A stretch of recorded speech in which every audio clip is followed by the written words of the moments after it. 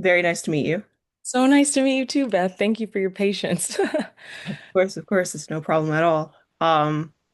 First off, congrats on your debut book. Thank you. I appreciate that. That's so kind. Um, Before we jump into it, I do want to kind of get to know you a little bit better and kind of get an explanation about who you are, what it is you do, all that good stuff. So on the brief, you're considered a voice, speech, and body language expert, guided inspiration, the root of awareness. Who are you and what do you do? So, my name is Cece Rice, and I started out as an actor. And after years of studying acting, I got my master's at Brown Trinity in Providence, Rhode Island. And that was where I started to study voice and speech.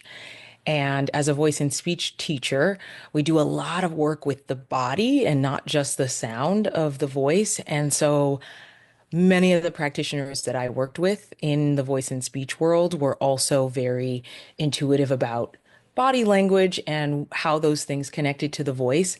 And I became increasingly more interested in that as I became a teacher myself.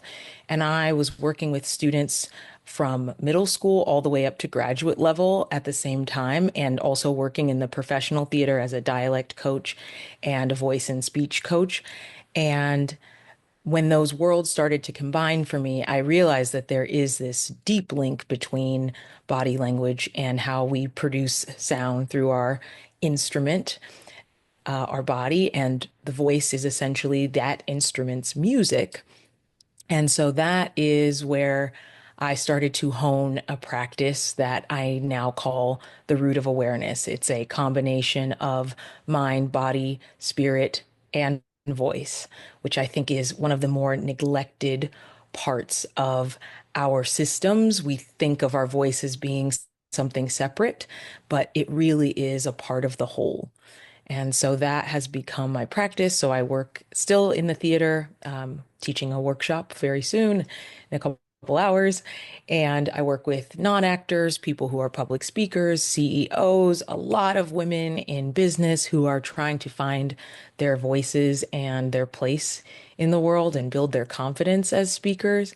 And so it's all about me bringing the training that I had as an actor into these realms where you typically don't have that level of technique. But I found that it's pretty necessary for a lot of people's professions to have the kind of techniques that actors have access to. That was very well said. Uh, I'm really glad I asked you to explain all that.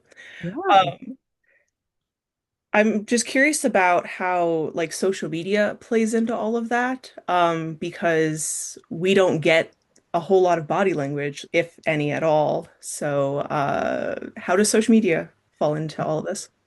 So my path to working on social media is a windy one. I started out knowing that during COVID, especially, that it was one of the only ways that I could connect to people outside of my personal bubble.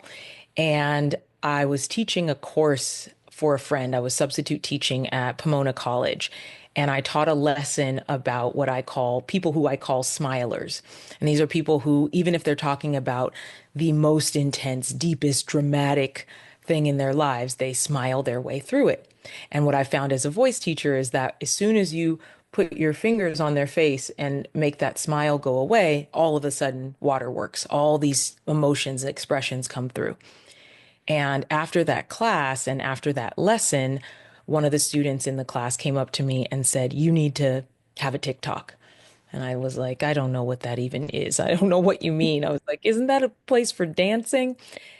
And so I kind of brushed it off. And then one day I decided, let me download this app and like see what other people are doing here. And I came across a video, an interview of Taraji P. Henson and Cash Doll.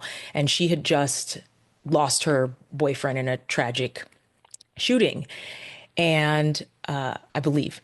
And I was watching her, and she's smiling through the whole thing. But it's not really a smile, it's a grimace. It's a way of diffusing the tension in the space, and it's a way of pushing the tears and the emotions down. And so I thought, oh, light bulb moment. I should do a video about this, basically teaching the exact same lesson that I had taught in the class, a few weeks before. And so I decided to, point to my face and show what she was doing and put a couple captions as to explain what was happening. And then afterward, I did a little bit of an explanation on how this smiling and grimacing works in the animal kingdom and how we are very similar to the animals that do these behaviors. And I posted the video, walked away. All of a sudden my phone is just like buzzing and buzzing and buzzing. And I'm in the other room and I come back and I pick up my phone and I see the video has 10,000 views. And so I'm like, whoa, okay. And by the end of the day, it had 300,000 views and I had 40,000 followers. And my inbox was full of people asking me, can you do this? Can you do this interview? Can you do this thing? Can you explain this? What does it mean when this happens? And I thought, oh, people are interested in this. No one thinks I'm crazy. Well, I shouldn't say no one. These people don't think I'm crazy. These people actually have noticed these things themselves, but have never had the language to put to these behaviors. They've never understood the root of where these behaviors come from and how they're connected to our energy systems and our voice and our communication and our emotions. And so I've found that social media was a space, especially TikTok, especially at that time during COVID, people really wanted to learn. And it became this free educational resource. And I thought, well, I'm a teacher. So I'm just going to teach, but I'm going to teach the way that I taught when I was teaching in high schools, which was I would bring in clips from reality TV shows. I would bring in clips from films. And those were the things that light, my students up and made them engage in a way that they were not engaging when I was showing them old films of Shakespeare and, black and white, this and that. And I recognize that you really just have to meet people where they are. And so the combination of reality TV, social media, body language, and voice work through a person who can communicate well enough to make those things clear was a new frontier and no one else was doing it. And I thought immediately, oh, someone's going to rip me off. Someone's going to copycat me. And then I realized nobody knows enough about any of this stuff to do that. So I've got to really step it up and make sure that this resource is really tangible and consistent so that people can really learn with me, even if they can't afford to study privately with me or go to an acting school that's really expensive. Um, and you have since gone viral, specifically with your Love is Blind analyses and whatnot. Yeah, you kind of found a gold mine with your niche. So, kudos to that as well. Yeah. Thank you.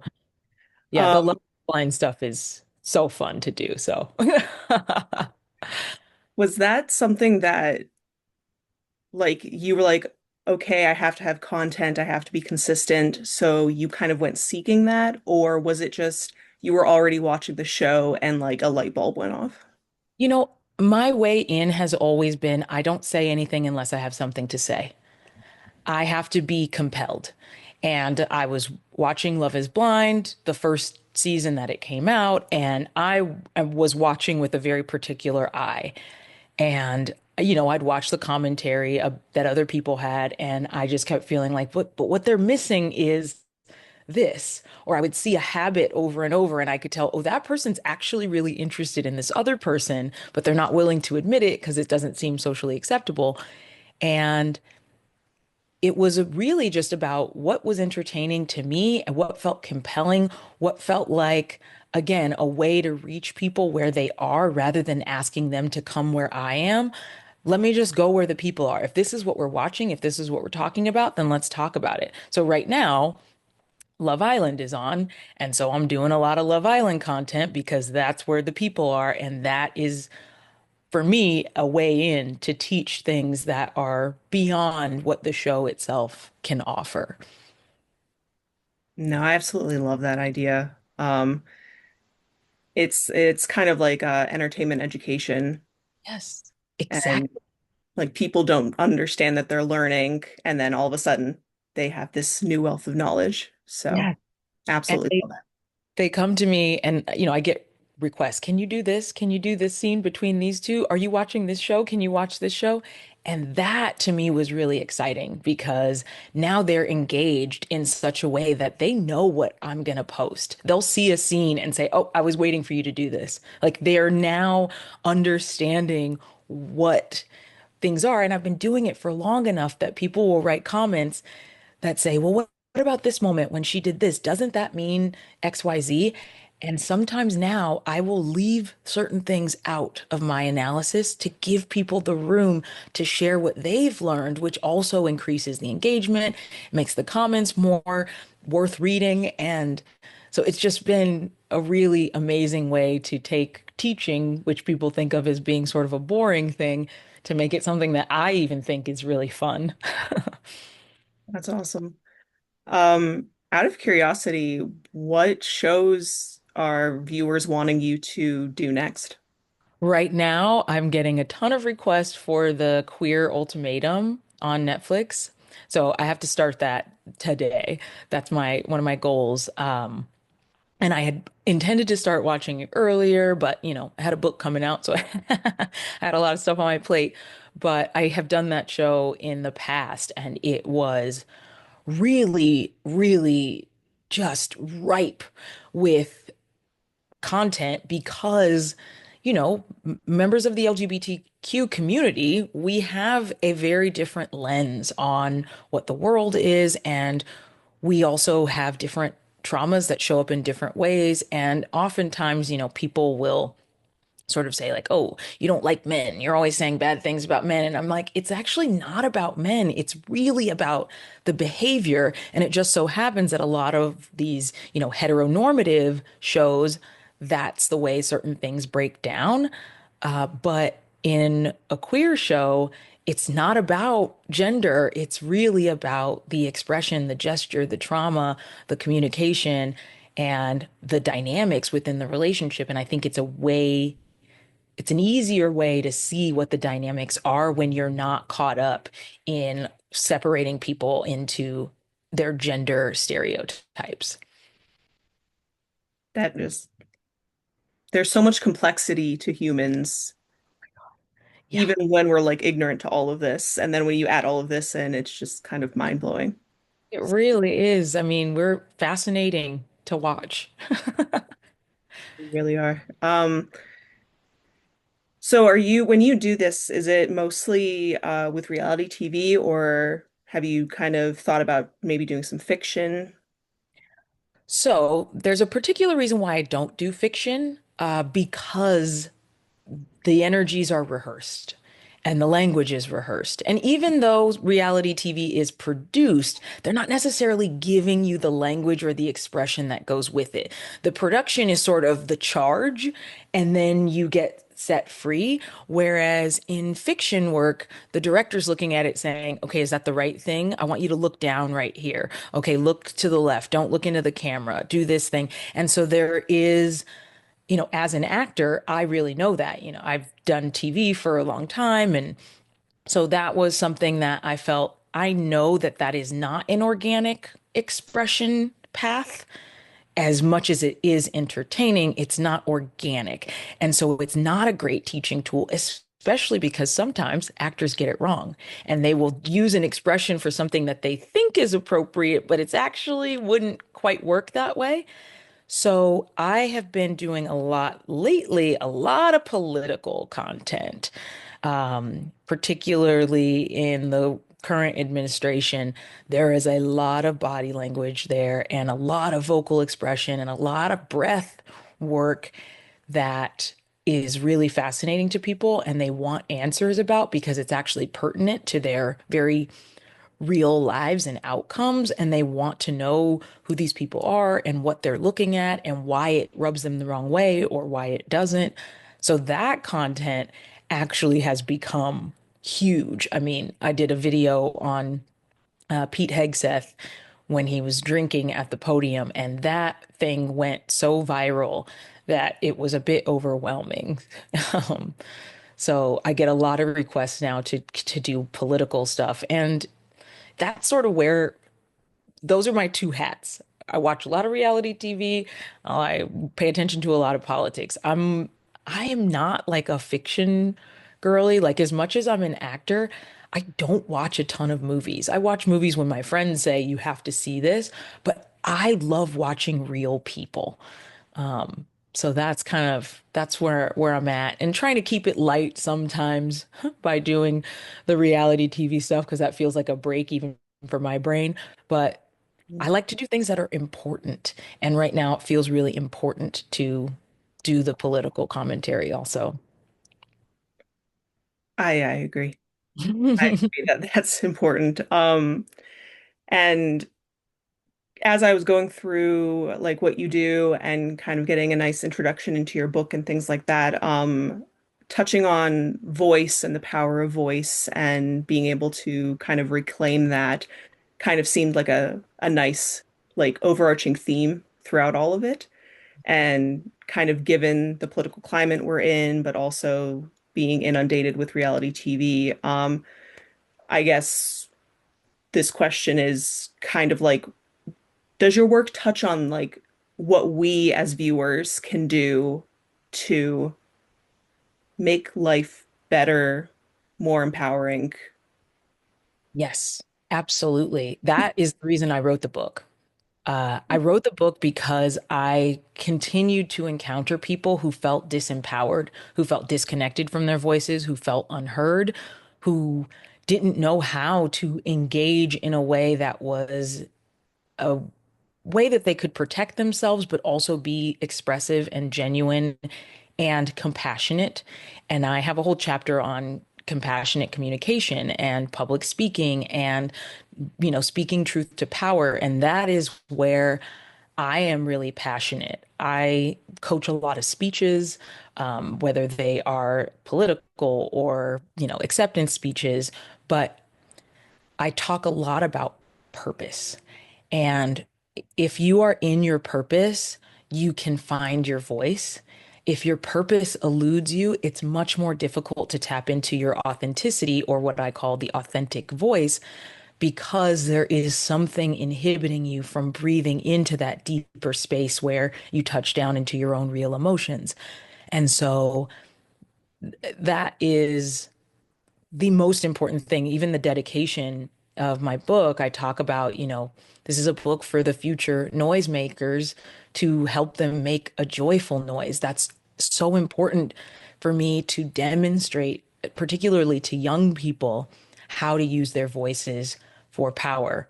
And I listen to a lot of the people who have or the next generation who are taking steps forward, particularly in politics, people like Greta Thunberg and AOC.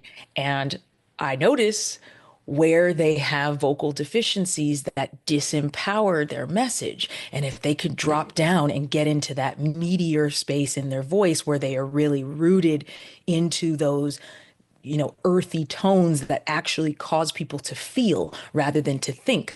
High pitched sounds that live in the mask and in the forehead and in this part of the space, the nasalized part of the space comes off and it gets to your intellectual core, right? You hear somebody talking like this and all automatically you think, oh, this person's very intelligent. And then you listen to somebody who speaks from the bass in their voice and all of a sudden you can feel rather than just think. And so that's a power that I want to give away. I want everyone to have access to their authentic voices, which tend to be more rooted in their earthbound nature and our ability to change what's happening on this plane rather than just change what's happening up here. When I was asking that question, I wasn't aware that that was going to be like the perfect segue back into your book. So, Here we go. so with this book, is it I only got to see a couple pages of a preview, so is it kind of like a how-to manual of how to tap into all of this, or does it kind of go deeper than that? Yeah, so it starts that way. It really starts with my story, how I got into this work, how I was deeply affected by tension, trauma, habits, and stress, and how I was having migraines and lockjaw and having these consistent health issues that nobody could explain to me, and I didn't know where they came from.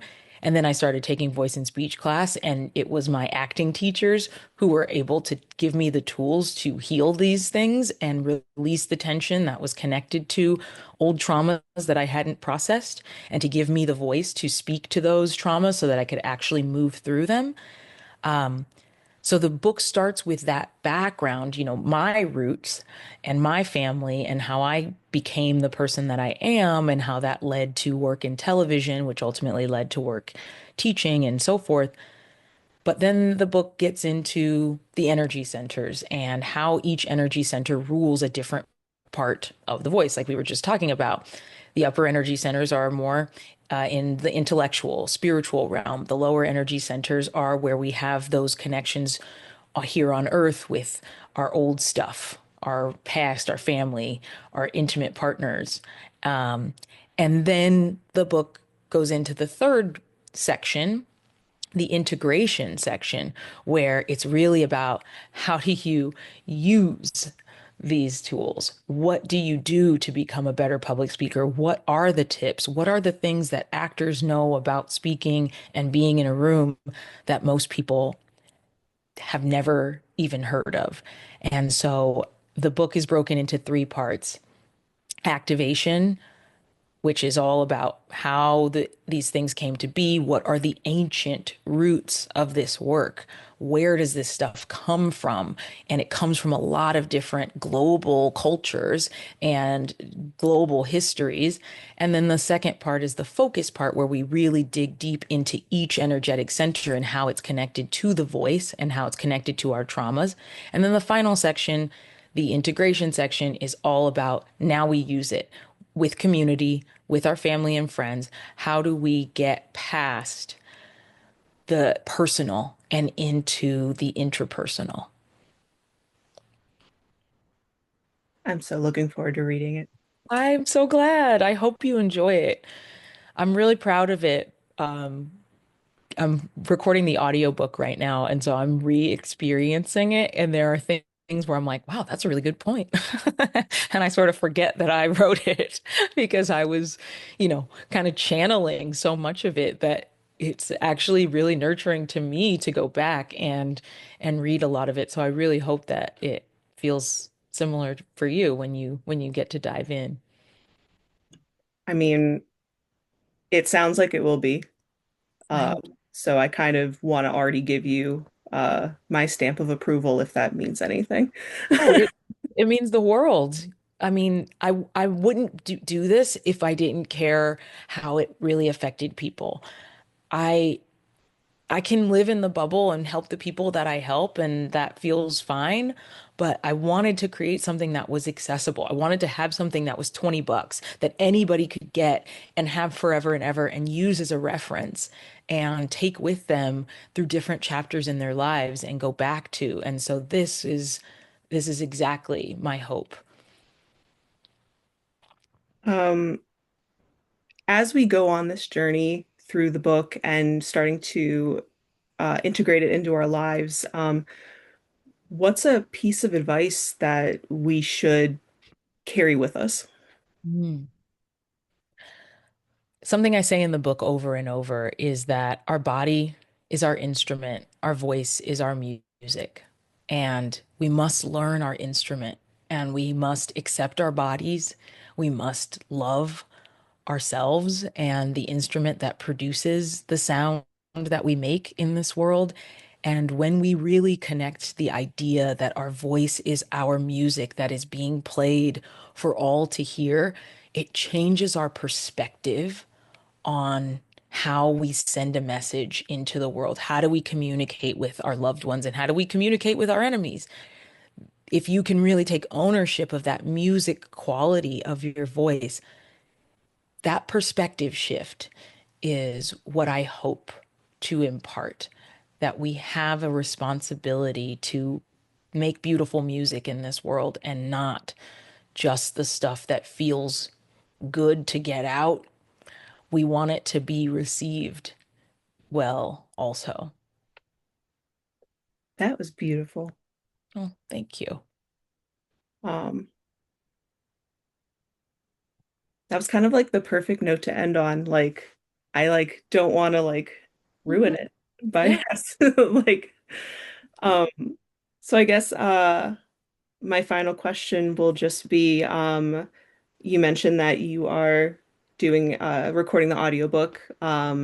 Since the hard copy and Kindle version is available now, when can we expect the audio? Couple months. Takes them a while to kind of do the edit and those things, but I actually feel as though the audiobook will be the truest form of this book. I'm a voice teacher, and so that is my major mode of communicating is using my voice. And the book is really written in my voice because we recorded a lot of it to begin with and then had that transcribed and then it was sent back to me to edit and then sent back to my editors to edit again. So the first form of this book was spoken. And so this for me is going back to the root of where the book came from. And that will be, I think, the next big gift is to give people a really therapeutic way to absorb this information. And a lot of it is, I can write M on the page as many times as I want. But when you hear on the audio book what that really sounds like for someone to go, hmm, and that vibrates through you and you can match it and feel what it feels like, it's another realm. So for me, the book is, and the Kindle and the hardcover and the paperback, that's level one. And then the next level is absorbing it orally the way it was meant to be received. Well, I can't wait for that as well. Thank 'Cause you. that makes perfect sense. That Yeah. Yeah. amazing. Well, thank you so much for chatting. I got a notice that the Zoom call is going to end soon, and I that always makes me nervous. Yep. So, Thank um, you. Thank you for your questions. I really appreciate it. yeah, and, thank you for chatting. I wish your book and the audiobook the most success, and I very much look forward to reading it. Thank you so much. This has been so lovely. So I appreciate your time.